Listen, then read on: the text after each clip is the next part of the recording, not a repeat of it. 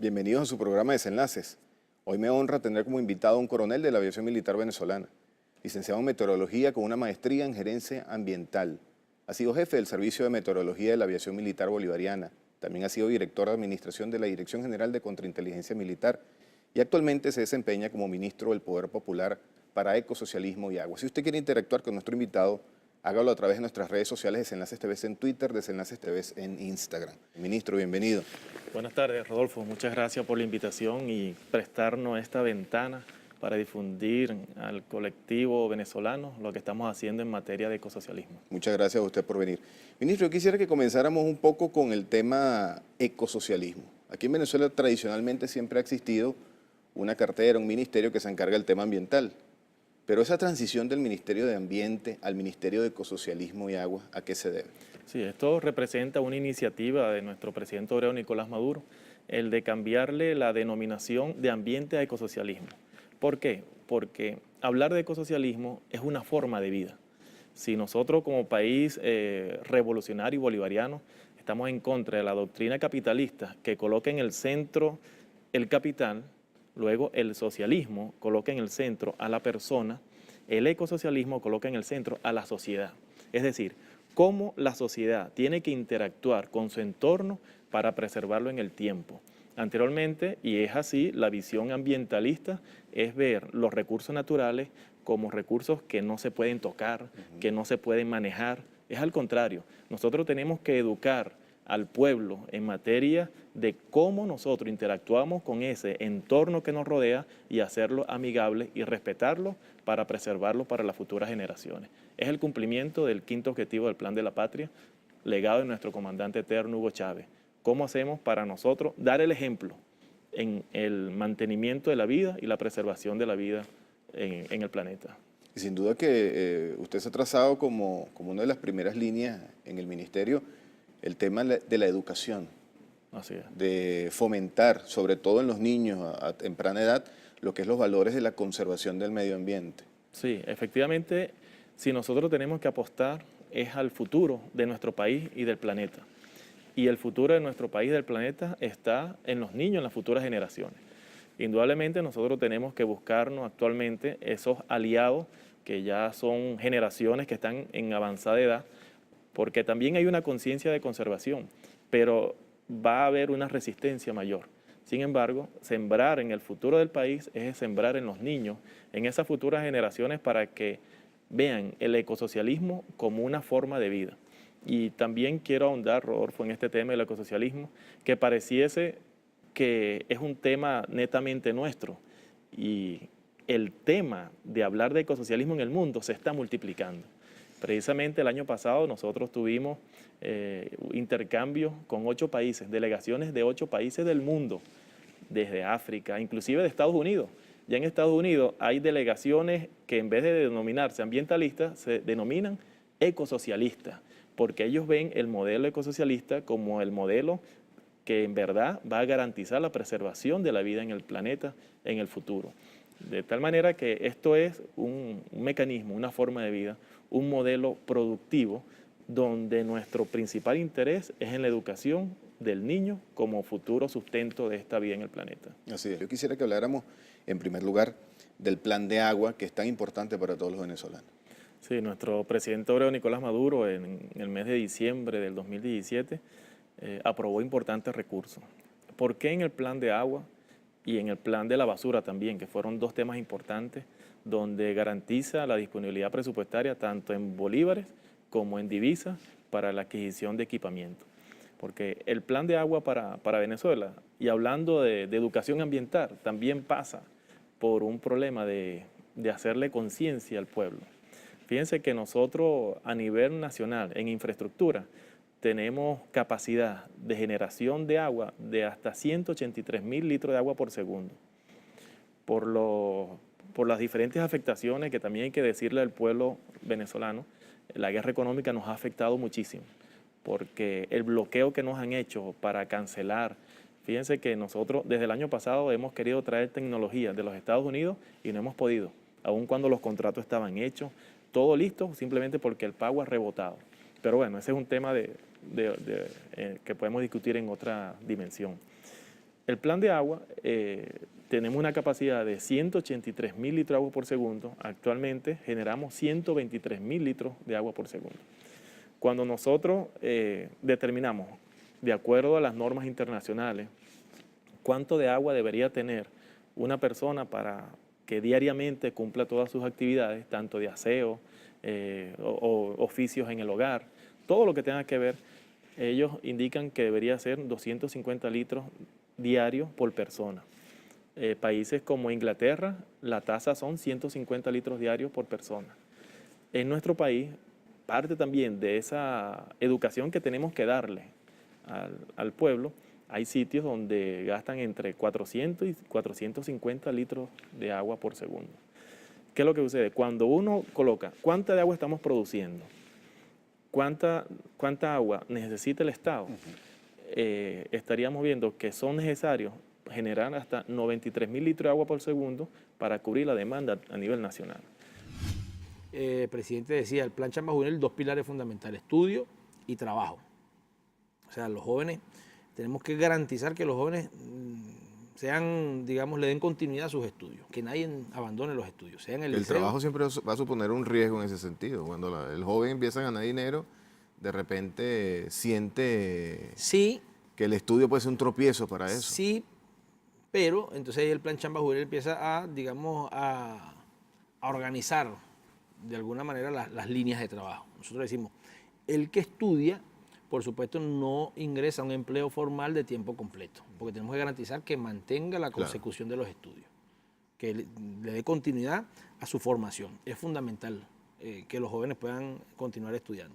Y en segundo lugar, revisamos entonces que habían algunos jóvenes profesionales o técnicos o formados en algún arte o algún oficio que estaban desempleados y en ese momento no estaban estudiando. Y empezamos entonces a trabajar en esas dos direcciones y empezamos a generar espacios laborales.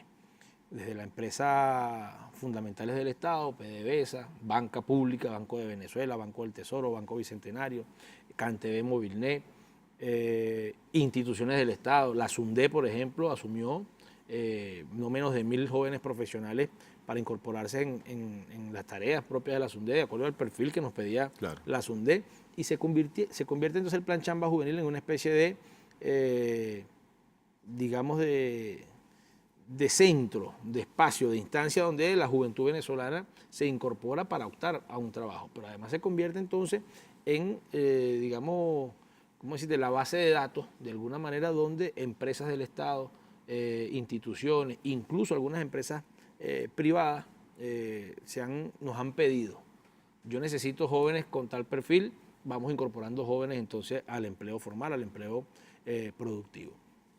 Eso ha significado, Rodolfo, en este momento, después de casi 10 meses, 9 meses, vamos a cumplir 10 meses del plan Chamba Juvenil, que en este momento hayan más de 978.000 jóvenes registrados, inscritos en el plan Chamba Juvenil. Vamos en los próximos días, muy prontico, a alcanzar la meta del 1.000.000 de jóvenes en el plan Chamba Juvenil. Pero además revisamos algunas necesidades que también tenía el Estado. El caso de salud, el caso de deporte, el caso de cultura, el caso de educación. Por ejemplo, ahí nosotros en el registro del plan Chamba Juvenil conseguimos más de 15.000 jóvenes que son profesionales en educación. Y todos fueron incorporados al plan Chamba Juvenil a través de la micromisión Simón Rodríguez, que es una micromisión del Ministerio del Poder Popular para la Educación, que incorpora jóvenes profesionales en educación para resolver déficit de docentes que tenemos en escuelas y liceos. Esa es una de las líneas, además extraordinaria. La experiencia ha sido muy hermosa con el ministro y vicepresidente Elías Agua. Pero igual el Movimiento Nacional de Recreadores y Recreadoras, un montón de jóvenes que están en los liceos fundamentalmente, son de los más jóvenes, los aprendices INSE. Esa es una línea de trabajo fundamental. El presidente nos ha dicho que la institución por excelencia para formar a la juventud venezolana en arte, en oficios, para el hecho productivo, es el INSE. Nosotros tenemos una gran fortaleza con esta institución, tiene más de 146 centros de formación a nivel nacional, distintas opciones de formación, tiene una gran capacidad, una gran planta profesoral para la formación de nuestros muchachos aprendices INSE, y eso es sobre todo la juventud más joven, es entre 15 y 18 años que atendemos entonces a los aprendices INSE, y se ha convertido también en otra estrategia de inserción laboral, pero también jóvenes que nos plantearon en el registro, mira, yo quiero ser policía, yo quiero ser guardia nacional, yo quiero ser del ejército, yo quiero ser de alguna de estas profesiones, y hemos ido incorporando también estos jóvenes a todo el proceso de formación y que puedan servirle a la patria desde la vocación también que tiene el joven venezolano.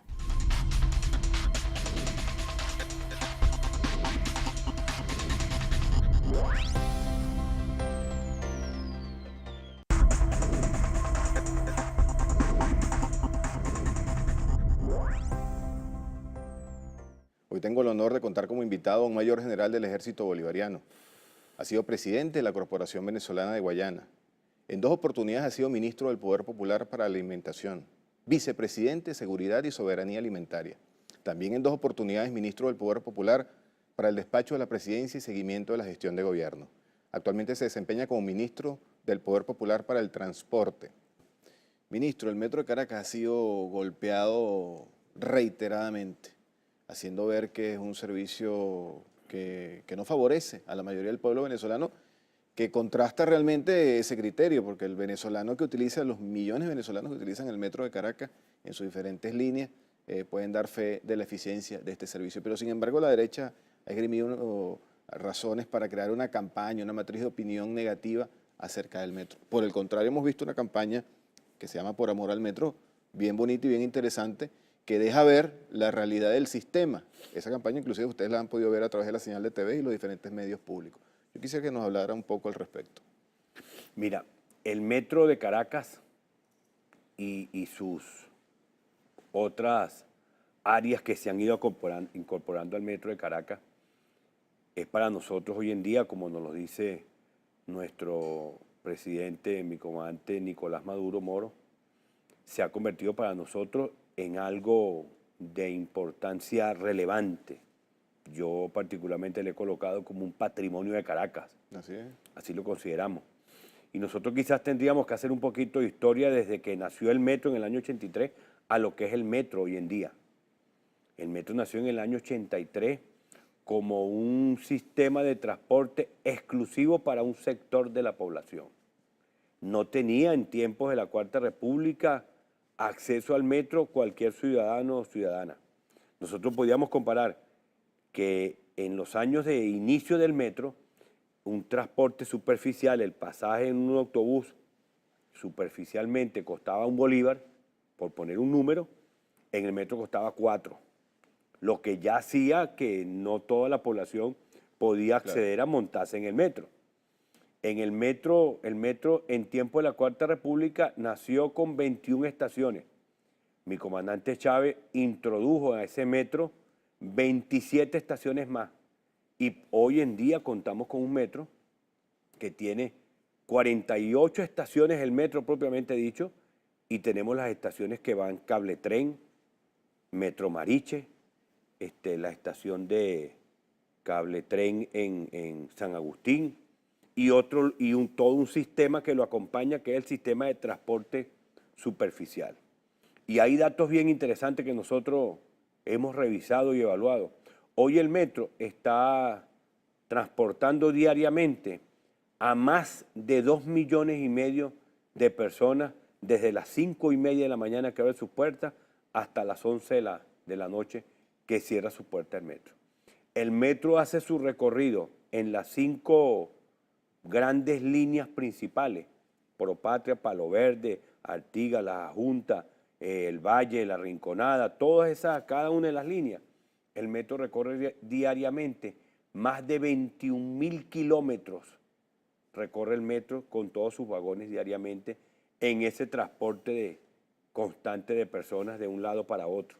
Aparte de la línea que tenemos hasta los Valles del Tuy, formada por el ferrocarril, que sale de La Rinconada, va a la estación Charallave Norte, Charallave Sur y luego llega a la estación de Cuba. Es un sistema que para nosotros reviste una importancia prioritaria en la Gran Caracas para los beneficiarios del sistema, que son en su gran mayoría habitantes de Miranda, el Distrito Capital y el Estado Vargas. Nosotros, por supuesto, hemos dedicado, por instrucciones de nuestro presidente, desde finales del año pasado, octubre, noviembre del año pasado, toda una tarea de recuperación a todo el metro como tal, porque no es nada más el metro, o el metro no lo vemos nosotros nada más en el sentido de los ferrocarriles rodando por una estructura férrea, sino es todo lo que engloba el metro. es sus instalaciones, la estación, las carteleras, las escaleras mecánicas, todo lo que tenemos que recuperar, porque es una cuestión hasta de percepción. Cuando nosotros comenzamos en comienzos del mes de diciembre a inspeccionar todas las estaciones que nos ordenó nuestro comandante presidente, encontramos nosotros todas las estaciones rayadas con grafiteros que de manera irresponsable fueron y rayaron, pedazos de cerámica desprendidos, carteleras abandonadas. Entonces nos dedicamos a esa tarea bajo el concepto por amor al metro. Así es. Y bajo ese concepto por amor al metro comenzamos todo un proceso de embellecimiento y arreglo de todas las estaciones. Probablemente todavía nos falte algo por recuperar. Probablemente hay algunas que hemos recuperado y detrás va un equipo que sabemos que son sectores de la oposición que han ido a la tarea de destruir. Nosotros podemos evaluar de nuestro sistema Yutón, el año pasado fueron quemadas y destruidas más de 500 unidades en todas esas actividades de guarimba que se desarrollaron en Venezuela por factores de la oposición. Y nosotros nos preguntábamos de este lado, ¿quiénes son los que hacen uso de esas instalaciones? ¿Quiénes son los que hacen uso de esos autobuses? Ese sector que más lo necesita. Por eso es que nosotros estamos convencidos que esos sectores de la oposición están totalmente desprendidos de las necesidades y las realidades de nuestro pueblo. Y por eso es que mientras más atacan a la revolución, mientras más atacan el proyecto bolivariano revolucionario y chavista que lideriza hoy en día nuestro comandante presidente Nicolás Maduro, más nos fortalecemos, porque más nuestro pueblo sabe y conoce a ciencia cierta que es nuestro gobierno bolivariano y revolucionario el que le brinda todos los principios de protección a nuestro pueblo. La historia del aumento del salario mínimo es de 44 aumentos de salario mínimo, 1999 a el año 2018. Me permiten compartir con ustedes 44 aumentos. 44 aumentos. Habla por sí solo de la, digamos, progresividad que contiene no solamente la Constitución, sino es un problema también de voluntad política, de entender que es necesario proteger al pueblo venezolano, que es necesario cumplir con la Constitución de la República Bolivariana de Venezuela y que es justo, más allá del 1 de mayo, al cual pudiéramos referirnos brevemente en un momento, es justo reconocer a los trabajadores y trabajadoras una porción de la riqueza social que producen, mediante el salario y mediante otros mecanismos de protección, como es el cestatique socialista y los bonos, a los cuales también nos referiremos. Sí, efectivamente, esta lámina muestra con absoluta claridad, por acá. Sí, por esta cámara la podemos ver. De esta forma. Ajá. Lo que está indicado en el color rojo son los años de aumento y la evolución del aumento salarial en Venezuela. Muy bien. Ahí se ve. Ahí se ve. En rojo, comandante Hugo Chávez Frías, y en azul, el presidente Nicolás Maduro. Estamos hablando de 44 aumentos salariales en lo que va de revolución y 22 de ellos se han producido en el corto tiempo, que parece tiempo físico, pero que parece una eternidad, el periodo de gobierno hasta el momento que el presidente Nicolás Maduro ha venido desarrollando. O sea, la mitad de los aumentos han sido... El 50%, exactamente, 44 del comandante Hugo Chávez hasta el 2013, 2012 y 22 del presidente Nicolás Maduro. La intervención que se ha hecho sobre la economía y la necesidad, por otro lado, del gobierno presidido por el camarada Nicolás Maduro Moros, de proteger el salario de los trabajadores y trabajadoras. Hay una situación, lo hemos indicado, de guerra económica que pareciera naturalizarse, comenzar a vivir con nosotros y decir, bueno, ya es natural esto de la guerra económica, y quien no cree en esto decir, ella no existe. Pero el solo hecho de 22 aumentos salariales y uno, como usted lo indicó, sin precedentes para muchos de nosotros que tenemos algunas canas ya, hablar de un salario mínimo de 1 millón de bolívares era impensable. Claro. Eso se coteja con una realidad hiperespeculativa, hiperinflacionaria, que está influenciada, sobre la cual gravita una situación de orden político, la manipulación de orden político, el uso de los precios a los productos de primera necesidad, alimentos y medicina, pero fundamentalmente los alimentos como arma política y electoral. Es decir, quiero producir la mudanza de un gobierno, desquicio a la sociedad, hostigo a la sociedad, con precios que no encuentran racionalidad en ninguna de las escuelas económicas que nos podamos plantear. Cuando nos preguntamos cuál es la referencia de esa estructura de costos, porque una estructura de costos se mueve a la velocidad de 12 horas, 6 horas, 24 horas. ¿Cómo puedo responder yo ante esto que un kilo de queso en 12 horas suba 2 veces de precio? A veces hasta menos, porque con veces el hasta aumento menos. ya empezaron a llegar mensajes de... Una verdadera vorágine, desquiciante. Entonces tú comienzas desde el gobierno, pero también ya el pueblo, a preguntarse, ¿cuál es la razón de esto? ¿Qué racionalidad tienen aumentos de este tipo? Durante un tiempo se ha estado planteando como excusa. Cada vez que aumentan el salario, aumentan los precios. Nosotros nos hemos preguntado, en diciembre vivimos una situación de verdadera locura en los precios. El pueblo venezolano tuvo que soportar estoicamente, valerosamente como lo ha hecho, una situación que pretendía hacerle de las fiestas de Pascua, navideñas, hacerle una amargura, un vía crucis. Disfrutó de sus fiestas navideñas, pero pudo presenciar una cosa inusitada, precios nunca vistos. Y no hubo aumento salarial. Entre lo que fue noviembre y todo diciembre no hubo aumento salarial hasta el 1 de enero. Recuerdo que el presidente de pie, Nicolás Maduro, despide el año 2017, habla al país y anuncia un nuevo aumento. Pero de lo que veníamos era de una persecución en caliente, un hostigamiento al pueblo, fundamentalmente, repito, y algunos dirán, no, bueno, es la explicación oficial, no es la explicación que esté en las calles y que ya la gente siente y dice, esto no tiene racionalidad alguna, esto tiene un objetivo político y el llamado es que las reglas de la democracia están claras. Si yo quiero producir una mudanza política, me hago de un proyecto político, estructuro un proyecto político, así sea muy neoliberal, hable de libre mercado, nosotros hablamos de presencia del Estado, que hable de democracia representativa, nosotros hablamos de democracia protagónica y participativa.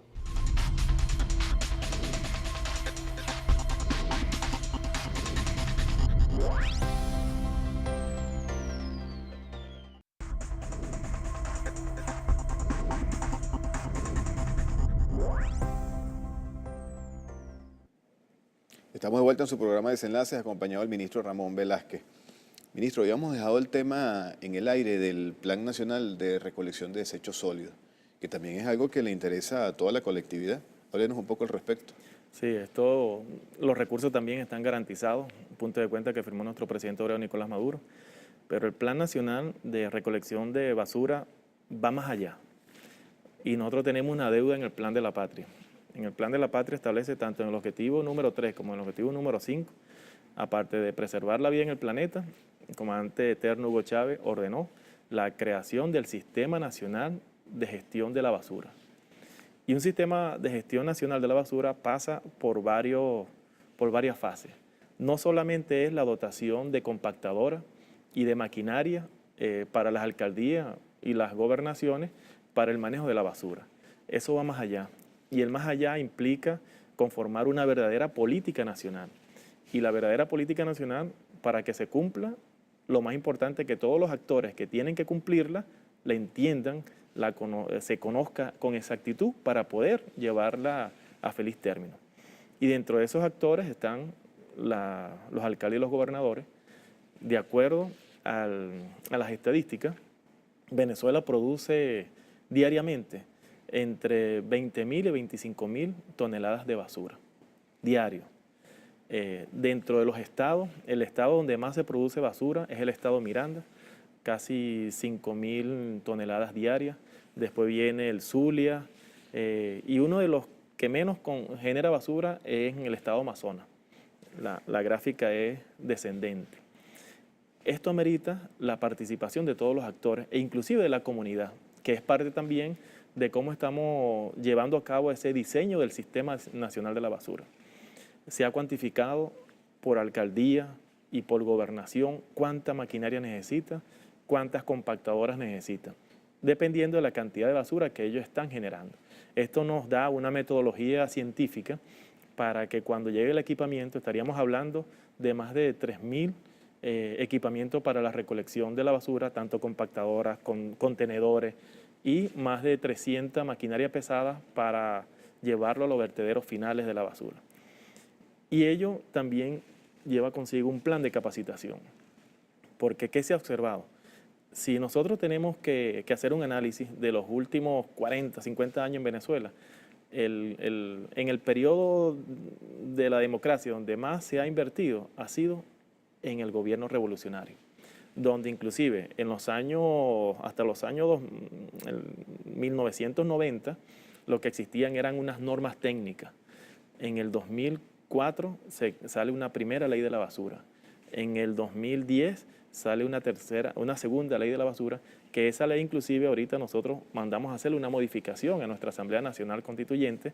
Ya hemos ido a la primera discusión con la Comisión Ecosocialista de la Asamblea Nacional Constituyente. En el 2014 se crea un viceministerio para atender los temas de basura, único en la región, acá en toda la América. En el 2015, como bien usted lo dice, nace el Ministerio de Ecosocialismo, donde se le cambia la denominación. De tal manera que en el transcurso de estos años se ha establecido como la infraestructura interinstitucional para atender el tema de la basura de forma integral. Y en ello, la dotación de equipamientos, constitucionalmente a los alcaldes le corresponde la recolección de la basura, a los gobernadores la disposición final. El gobierno, en este caso el Ejecutivo, con el plan de compra que autorizó nuestro presidente Aurelio Nicolás Maduro, le va a garantizar darles la dotación de todo el equipamiento que ellos necesitan. Y la modificación de la ley involucra unos temas estructurales importantes. Primero, crear una superintendencia de la basura, con equipamiento, con políticas que tenga inclusive la capacidad de intervenir a una alcaldía cuando no esté haciendo su trabajo correctamente. Y esta superintendencia va a estar conformada también con el poder popular, que al final son los que se ven afectados por una actividad ineficiente de la recolección de la basura. Eso que es vital para nosotros. Ya eso está incluido dentro de la ley. Esperamos que los próximos días nosotros podemos estar dándole respuesta al pueblo de haber aprobado esa nueva ley. Aparte de eso, estamos sugiriendo la creación de un impuesto denominado el impuesto de responsabilidad extendida al productor. En muchos países del mundo, el productor que genera una botella de plástico genera también una entrada al gobierno por impuestos donde él se hace responsable no de generar la botella y venderla, sino toda la cadena, todos los que intervienen hasta el área del reciclaje, de cómo nosotros podemos llevar una botella que en el tiempo para degradar se necesita 2.000, 3.000 años, para garantizar que en su cadena de consumo se vuelva a incluir dentro de la cadena productiva. Y el tema del reciclaje es un tema muy importante que también estamos llevando a cabo. Nosotros logramos masificar la educación universitaria, se municipaliza y prácticamente, toda nuestra población tiene acceso a la educación universitaria y es profesional. Eso dice muy bien de la posibilidad de aprovechar el bono demográfico, porque no es nada más un bono demográfico en cantidad de gente joven, sino es cantidad de gente joven con formación. Exactamente. Eso es bien positivo. Pero resuelves una aspiración, una vieja aspiración, que era poder estudiar en la universidad, y aparece otra nueva aspiración, que es, ahora soy profesional, yo quiero ejercer mi profesión. ¿Qué hago ahora? ¿Cómo hago? ¿No? Y por supuesto el Estado venezolano se tiene que plantear ese reto. El presidente Nicolás Maduro nos ha dicho que quiere garantizar el 100% de empleo productivo y que todos los profesionales del país puedan acceder inmediatamente apenas se gradúen al desarrollo, al desempeño de su profesión. Y ahí, bueno, trabajamos con el ministro Ugbel en una data que ellos tienen de por lo menos 250.000 jóvenes profesionales que hay que insertar a todo el subsistema laboral del país.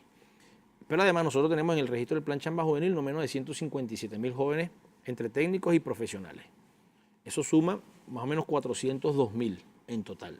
Y ya para eso estamos generando un grupo de propuestas, un grupo de acciones que le vamos a presentar al presidente Nicolás Maduro para garantizar que todos los jóvenes profesionales del país puedan tener el acceso a su empleo, que desarrolle la profesión, que pueda además tener el salario digno con el paquete salarial, con el paquete laboral que eso implica. Nosotros necesitamos toda la fuerza profesional, toda la capacidad de nuestra juventud venezolana, que además ha sido evaluada en el mundo como una de las, digamos, de los jóvenes profesionales con mejor desempeño en cualquier empresa o digamos, desarrollo laboral en cualquier parte del mundo. Así han aparecido estudios en Estados Unidos, en Colombia, en Chile, en Europa también, del buen desempeño de los profesionales venezolanos. Nosotros sabemos que como nunca antes en la historia tenemos una gran inversión en la educación venezolana estos últimos 20 años. Sí. Y eso nos ha permitido tener un talento humano con mucha cualidad y con mucha formación.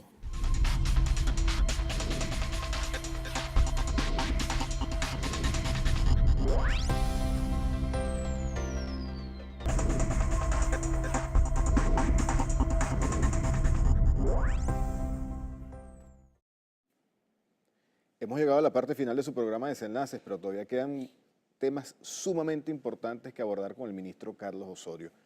Ministro, por ahí vimos hace pocos días en las redes sociales, en sus redes sociales, un video que prácticamente se convirtió en viral, donde usted interactuaba con unas personas que estaban vendiendo un aceite. Yo quisiera, para ilustrar a la audiencia, poner el video al aire y luego unos comentarios al respecto. Adelante, video. Aceite de 1 millón de bolívares. Tú lo ves lógico, que esto cuesta 1 millón de bolívares. Que lo recargan ustedes seguro aquí. El daño que ustedes le están haciendo ustedes mismos a la patria. Pero yo te estoy diciendo por qué Un litro de aceite de esto, mira, ¿tú sabes cuánto cuesta un litro de aceite de esto que lo vende PDVSA? 1.600 bolívares, no 1.600.000, 200 litros. Está esto, cuesta 475.000 bolívares. Cuesta 475 y tú lo vendes a 1 millón. Mira, son 200 millones de bolívares. De la venta de esto, tú sacas 200 millones. Y el precio real es este. Y entonces mira toda la cadena de distorsión. Y entonces, claro, se vuelve, mira, aquí en pleno centro, porque estamos en el centro de Caracas. Aquí está otro. Con el tambor arriba, 15 PDB. Mira el tambor 15 PDB, yo voy a llegar a mantener uno. El negocio del aceite, vale.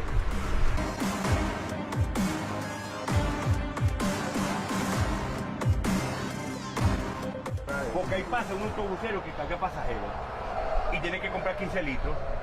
Y entonces consigues el aceite aquí y gasta 15 millones. ¿Qué hace el conductor del autobús? Sube el pasaje. Claro. Y entonces vamos uno detrás de otro. Uno sube el pasaje, el otro sube la empanada, el otro sube la arepa, el otro sube la leche. Entonces, ¿hasta cuándo vamos a llegar? Una venta de aceite pues, negra, informal. Bueno, precisamente. Entonces es el colmo que nosotros veamos la informalidad y nos tapemos los ojos. No nos podemos tapar los ojos. Que hay que tumbar un poco de gente, que meter un poco de gente presa, lo que están haciendo eso. Bueno, tenemos que buscarlo. Y para buscarlo, tú eres que nos puede ayudar.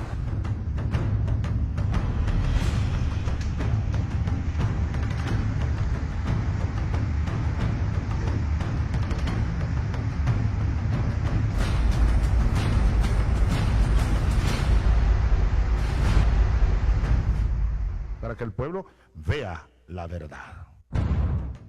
Excelente video. Cuéntenos un poquito qué pasó ese día. Mira, ese video nació, digamos, de la espontaneidad de lo que uno se encuentra realizando todos los días, ¿no? Con unos muchachos muy buenos que andan en la calle desplegados y que realmente es la gente que nosotros necesitamos para tomar las acciones que tenemos que tomar. Porque uno muchas veces ve a la gente criticando todo, ¿no? Y a lo mejor lo que algunos dicen, dando sus expresiones de lo que está ocurriendo. Pero cuando uno le dice, ajá, vamos a donde lo que tú estás diciendo lo podamos corregir, y dicen, no, a mí me lo dijeron. Nadie sabe nada cuando hay que corregir algo. Para criticar aparecen 2 millones. Para que aparezcan a ayudar a corregir la falla, no aparece nadie. Hay un equipo de muchachos muy bueno en eso, que son de TV Pueblo, que andan en la calle ahí y que lo llaman a uno y le informan, mire, está pasando tal cosa en tal lado y están cometiendo tal irregularidad en tal lado. Nosotros nos fuimos hasta allá por un llamado que ellos me hicieron, que sí.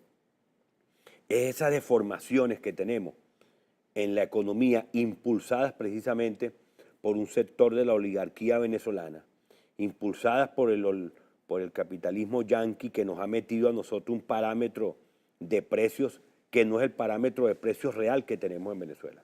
Yo sacaba en ese caso particular, el mismo muchacho me decía al precio que sale el tambor, de 200 litros. El tambor trae 200 litros y él mismo me dijo ahí, tú veías en el video, que eso no fue preparado con él, que tú me vas a decir esto y yo voy a decir lo otro. No, no. Porque incluso el muchacho estaba un poquito molesto. Y tuvimos que cortarle un pedacito ahí para que no salieran unas palabras vamos a decirlo, de la cotidianidad, ¿no? Pero el muchacho me decía que él compra ese tambor de aceite en 475.000 bolívares. Yo le sacaba la cuenta, con 1 litro de aceite que vendas, compras 2 tambores. Claro. Porque 1 litro de aceite lo venden 1 millón y el tambor de aceite le cuesta 475.000. Le queda todavía para comprar, le queda para comprar 2 tambores. Y eso es todo un desencadenamiento, podríamos llamar nosotros, de especulación que se va montando una sobre otra. Lamentablemente existían una serie de distorsiones que seguramente todavía existen algunas que tenemos que corregir, claro, para lo que es la distribución del aceite en particular. Porque 1 litro de aceite sale en 1.600 bolívares de PDVSA, en 1.600 bolívares. Por supuesto tiene todo un dinero que seguramente se le suma a eso, que es el transporte al que lo va a comercializar y le llegará al consumidor final quizás en 4.000, 5.000, 6.000 bolívares. Pero nunca le puede llegar a 1 millón de bolívares. ¿Cómo cubrir las expectativas de la clase obrera en cuanto a los derechos del trabajo, en cuanto a los aumentos salariales? Usted que está en contacto directo con la masa trabajadora, ¿qué nos puede decir al respecto? Sí, ciertamente en el corte lo comentábamos y traíamos a la memoria al comandante Guevara, el comandante Che, cuando lo cotidiano se hace extraordinario, parafraseamos, estamos ante una revolución. Sí, los años de inmaterialización de derechos de un pueblo que el comandante Chávez, presidente Maduro ahora, pero el comandante Chávez en el 1998 consiguió extraviado, deambulando en desiertos de represión, de incertidumbre, sin un proyecto nacional, nunca mancillado en su dignidad, pero sí extraviado, sin brújula. El presidente Chávez le dio un proyecto, una constitución, el gran proyecto, el gran azimut, como él decía, por donde debemos orientarnos.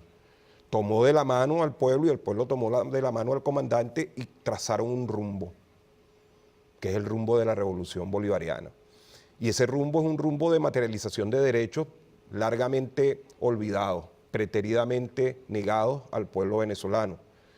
Y en la medida que la sociedad venezolana se hizo una sociedad de materialización de derechos, esto pareciera ser cotidiano, pareciera ser que forma parte del paisaje, pero detrás de ese paisaje es un paisaje de esfuerzo, de lucha, de cosa negada, de derecho negado que tuvo que ser conquistado y tuvo que haber una revolución con el comandante a la cabeza para que vivienda, canaimita, PAE, ahora alimentos, educación, salud, que antes enviaban al pueblo a comprarlo en el mercado, porque la salud era una mercancía, porque había sido privatizada. Nosotros recibimos en el 99 un decreto que había dejado el último presidente de la Cuarta República, de la democracia representativa, un decreto que privatizaba el Instituto Venezolano de los Seguros Sociales.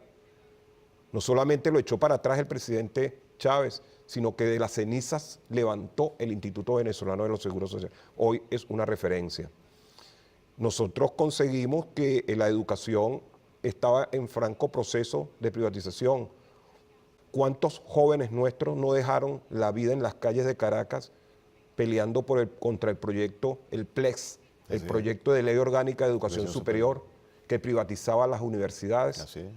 Dos derechos fundamentales que le decían, Andy, cómpralo en el mercado.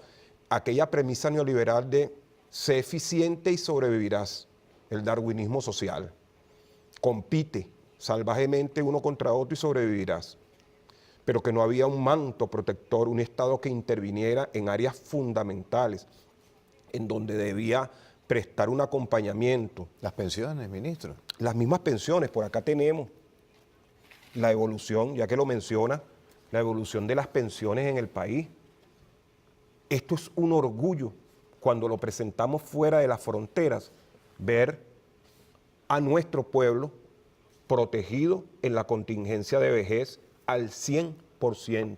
Nosotros hemos anunciado que Venezuela es un país 100% pensionados. Y esta es la evolución. A un costo altísimo, pero es el pueblo. Claro. Es el pueblo trabajador que ha dejado sus años de servicio y que ustedes recuerdan aquellos, los más jóvenes y los más viejos, comandante Chávez y las viejitas pegadas de la guayabera del comandante Chávez, Chávez, no tengo pensión, Chávez, mira la edad que llegué y no tengo pensión. ¿Qué hizo el comandante Chávez? Amor mayor. Y ahora, ¿qué hizo el presidente Nicolás Maduro? Amor mayor, pero a través del carnet de la patria. Porque si también se había pervertido que las pensiones fuesen a manos de gestores, y el presidente Maduro dijo, bueno, a través del carnet de la patria, que se censen, que se registren a todos estos ancianos, a estas trabajadoras, a estas mujeres que aún estando en su casa nunca pudieron cotizar, tener las 750 cotizaciones y démosle su pensión. Si usted quiere ver este programa o algún otro, suscríbase a nuestro canal de YouTube, Desenlaces TV. Agradecido. Nos vemos en una próxima entrega.